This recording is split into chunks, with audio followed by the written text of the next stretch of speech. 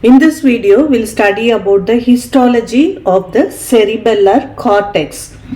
When you see the general features of the cerebellum lies in the posterior cranial fossa. Like the cerebellum has a superficial gray matter, the cerebellar cortex, and because of the presence of numerous fissures, the cerebellar cortex is extensive.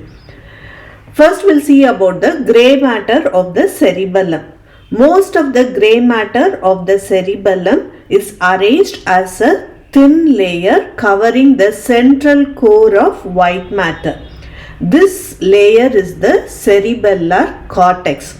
The subdivision of the cerebellar cortex corresponds to the subdivision of the cerebellum. Embedded within the central core of white matter, there are masses of gray matter that constitute the cerebellar nuclei. These are dentate nucleus, lie in the center of each cerebellar hemisphere, and it is made up of thin lamina of gray matter that is folded upon itself so that it resembles a crumbled purse. Then you have the emboliform nucleus, which lies on the medial side of the dentate nucleus. Then you have the globus nucleus, which lies medial to the emboliform nucleus. Lastly, you have the vestigial nucleus, which lie close to the middle line in the anterior part of the superior vermis. Next, we'll see about the white matter of the cerebellum. The central core of each cerebellar hemisphere is formed by the white matter. The peduncles are continued into this white matter. The white matter of two sides is connected by a thin lamina of fibers that are closely related to the fourth ventricle. The upper part of the lamina forms the superior medullary velum and the lower part forms the inferior medullary velum. Both these take part in forming the roof of the fourth ventricle. Next, we'll see about the structure of the cerebellar cortex. So this is the schematic picture of the cerebellar cortex. In contrast to the cortex of the cerebral hemisphere, the cerebellar cortex has a uniform structure in all parts of the cerebellum. It may be divided into three layers. An outer molecular layer, so this is the molecular layer. Then you have the Purkinje layer, and finally you have the granular layer. Next, we'll see the neurons of the cerebellar cortex. The neurons are five main types. They include the Purkinje cell, then you have the granule cell, then you have the stellate cells, and then you have the basket cells, and finally you have the Golgi cells. So these are the five main types of neuron which are present in the cerebellar cortex. First, we'll see about the molecular layer. The molecular layer is superficial layer of the cortex and it is situated just below the pia mater. It's stained lightly with the hematoxylin and eosin, and it's featureless as it consists of few cells and more of myelinated and unmyelinated fibers. There are two types of cells which are present in this layer. One is the stellate cell, the other one is the basket cell. The stellate cell is situated in the superficial part of the molecular layer. The basket cell is situated in the deeper layer. Next, we'll see about the outer stellate cells. So these cells and their processes are confined to the molecular layer of the cerebellar cortex. Their dendrites are few.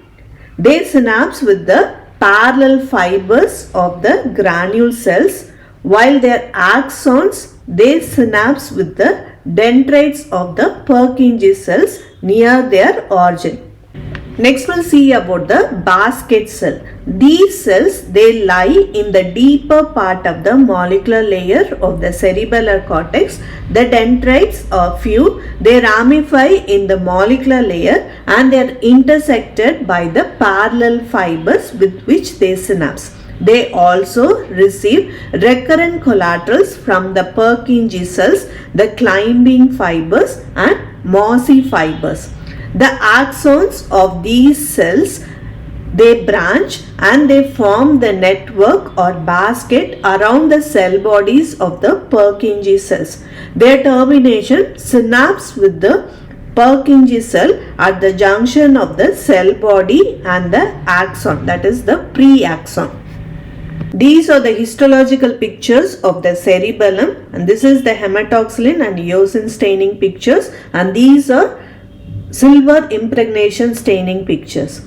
So here, if you see here, this is the outer molecular layer with the stellate cells which lie superficially and the basket cells which lie deeply. So here in this picture you can see, so these are the basket cells which lie deeper, and this is the another picture to show this is the outer molecular layer. So the outer molecular layer has two types of cells, and superficial cells which is known as the stellate cells, and the deeper cells which are known as the basket cells. Next we'll see about the Purkinje cell layer. The Purkinje cell layer contains a flask shaped cell bodies of the Purkinje cells. This layer is unusual in that it contains only one layer of neurons. The Purkinje cells are evenly spaced, a dendrite arising from the neck of the flask. They pass upward into the molecular layer. Here it divides and subdivides to form an elaborate dendritic tree. The branches of this tree all lie in one plane. The axons, so these are the axons of the Purkinje cells. So these axon passes downward through the granular layer to enter the white matter. So these axons constitute the only efferent of the cerebellar cortex. They end predominantly by synapsing with the neurons in the cerebellar nuclei. They are inhibitory to these neurons. So when you see in the histological picture, so this layer is the Purkinje cell layer, where you can see the flask-shaped cell body. So this is the higher magnification where you can see. So these are the cell bodies of the Purkinje cells which form the Purkinje cell layer, and these are the dendrites which form the dendritic tree. And here you can see, so this is the molecular layer, and this closely you have the Purkinje cell layer where you have the flask shaped cell body and the dendrites which passes through the molecular layer forming the dendritic tree. Next we'll see about the granular layer. It is the innermost layer, consists of numerous granule cells, and then you have few Golgi cells and also brush cells. The granular layer stains deeply with hematoxylin because it is densely packed with granular cells.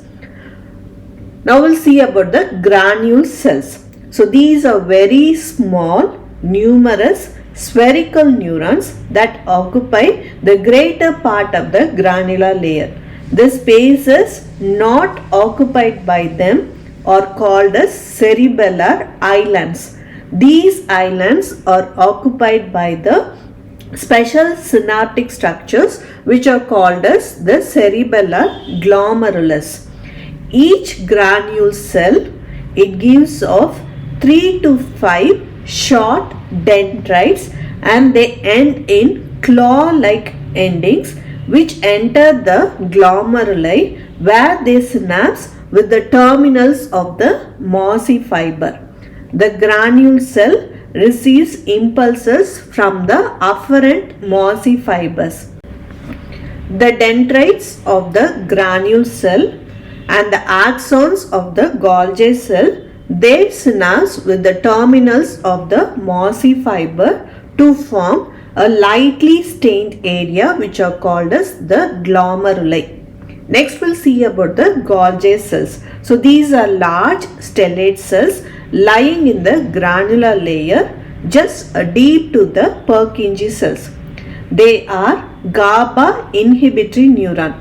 They are dendrites. They enter the molecular layer where they branch profusely and they synapse with the parallel fibers. Next we'll see about the afferent fibers entering the cerebellar cortex. The afferent fibers to the cerebellar cortex are of two different types. One is the mossy fiber, the other one is the climbing fiber. The mossy fibers, all the fibers entering the cerebellum other than the olivocerebellar fibers, they end as mossy fibers. The mossy fibers originate from the vestibular nuclei, which forms the vestibulocerebellar fibers, pontine nuclei, which forms the pontocerebellar fibers, and the spinal cord, the spinocerebellar fibers. So they form the mossy fiber. The mossy fiber terminate in the granular layer of the cortex within the glomeruli. Before terminating, they branch profusely within the granular layer, and each branch end in an expanded terminal which is called as the rosette. The afferent inputs through the mossy fiber pass through the granule cells to reach the Purkinje cells.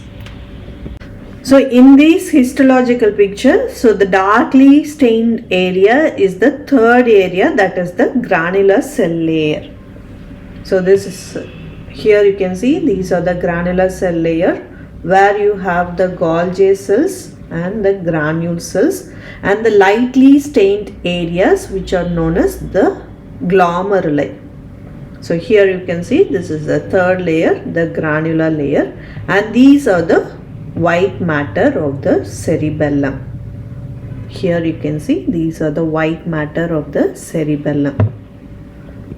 Next we'll see about the climbing fibers. These fibers represent termination of the axons reaching the cerebellum from the inferior olivary complex. They pass through the granular layer, the Purkinje layer, to reach the molecular layer. Each climbing fibers, they exert specific influence on one Purkinje cell. Next we'll see about the efferent fibers. The efferent fibers from the cerebellar cortex are the axons of the Purkinje cells, and they terminate in the cerebellar nuclei. The axons of the Purkinje cells are inhibitory to the cerebellar nuclei. The fibers from the dentate, emboliform, globus, they leave the cerebellum through the superior cerebellar peduncle. The fibers from the vestigial nucleus leave the cerebellum through the inferior cerebellar peduncle.